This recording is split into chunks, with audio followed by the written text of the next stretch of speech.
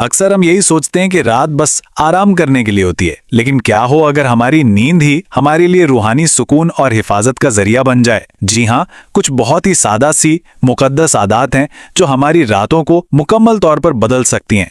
तो सवाल ये पैदा होता है कि आखिर हमारी रात की नींद एक गहरे सुकून और अल्लाह की हिफाजत का जरिया बन कैसे सकती है।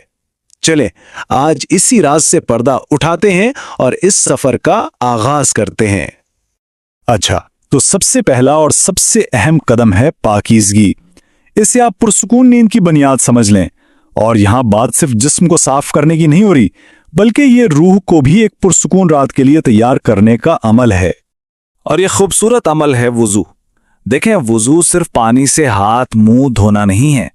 यूं समझें कि ये दिन भर की सारी थकावट, सारी परेशानियां और मनफी सोचों को अपने साथ बहा ले जाने का एक रूहानी तरीका है।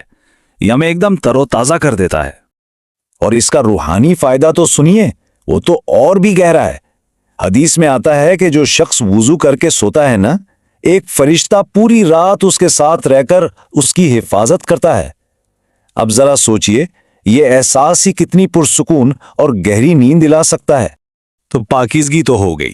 अब बात करते हैं एक रूहानी ढाल की, एक ऐसा हिसार जो हम अपने इर्द गिर्द बना सकते हैं। और ये ढाल बनेगी अल्लाह के पाक कलाम यानी कुरान की तिलावत से। ये वो कलिमात हैं जो हर शर से हमारी हिफाजत करते हैं।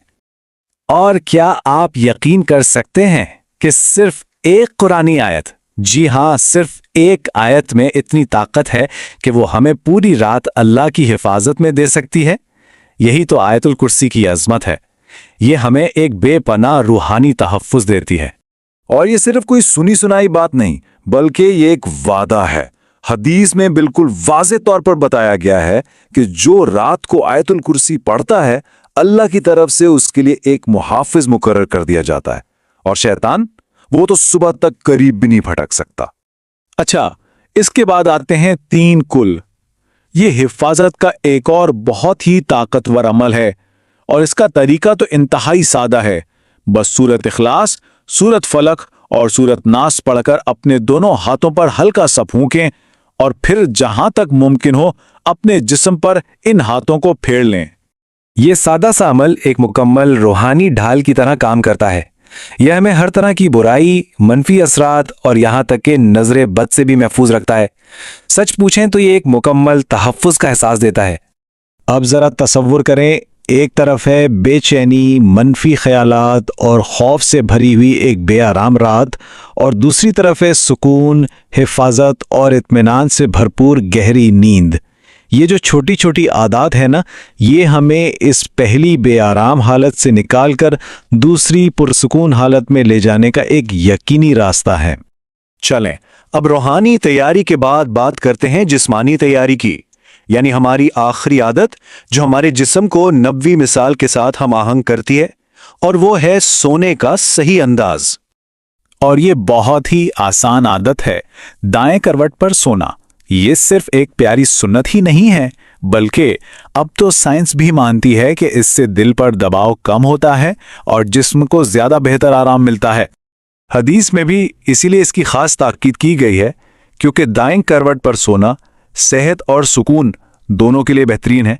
तो देखें ये एक छोटा सा अमल कैसे जिस्मानी आराम को रूहानी सुकून के साथ जोड़ देता है।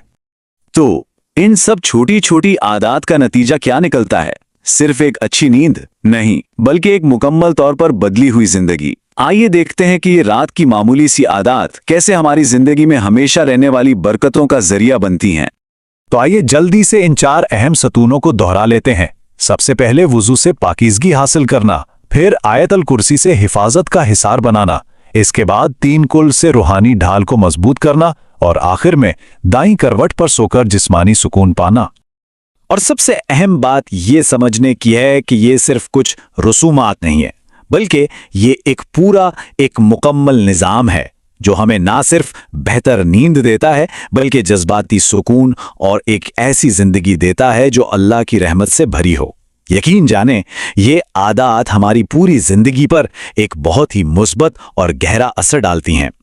तो अब सवाल ये है कि आज रात से ان میں سے کون سی ایک چھوٹی سی مقدس عادت کو اپنا کر اپنی نیند کو ایک سچی پرسکون پناہ گاہ میں تبدیل کرنے کا آغاز کیا جائے؟